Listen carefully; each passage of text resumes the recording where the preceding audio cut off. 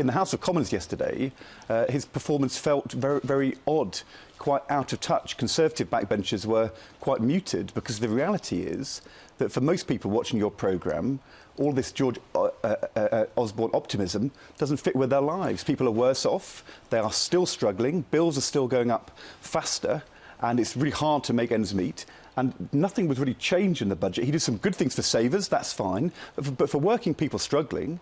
And then the other thing which he said in the budget is that these spending cuts for police, for defence, for our public services are going to be deeper in the next 3 years than in the last 5. And I think for people that's quite a chilling prospect, that the cuts in our public services, what that will mean in the end for the National Health Service, we have a Tory Chancellor putting up VAT after the election, that would make the living standards squeeze worse. So I think, to be honest, it was a bit of a flop in the House of Commons, and I think for most people it's pretty out of touch. It's interesting you say that, because when you look at the figures, of course, you're saying that it seemed like a flop. You look at the figures, you can't argue with them. After falling for 6 years, the average pay is rising more than 3 times faster than inflation.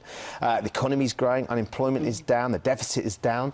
There are reasons for George Osborne, who has put in these very strict conditions to try and make this happen. There are reasons for him to be positive. But people's wages are hardly rising. What we've seen, though, is inflation is almost at zero, because the oil price has gone down in the world. But people know oil prices go down and they go up again. The underlying squeeze on people's wages, there's 1.8 million zero-hours contracts now. This idea that it's going well for people, I just don't think fits with their lives. And don't forget, George Osborne said a few years ago, I'm going to balance the books.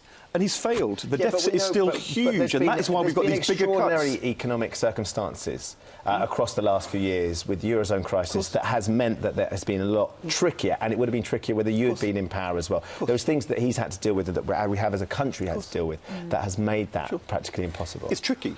I don't deny that, because the Eurozone crisis has been difficult, but we have had the slowest recovery for 100 years. People will be worse off at the next election than at the last, and I think people are saying, why can't you do something which helps us? You know, we would have been doing a budget which abolished the bedroom tax, increased childcare for working parents to 25 hours for 3- and 4-year-olds, would repeat the bank bonus tax and get jobs for young people, would increase the minimum wage much better than this paltry 20p. Doesn't have to be this way. We could have had a better budget for working people, which boosted wages and got the economy growing in a more sustainable way. He didn't do any of those things. And as I said, the cuts to come in the next Parliament from the Tories are going to be bigger than we've already seen.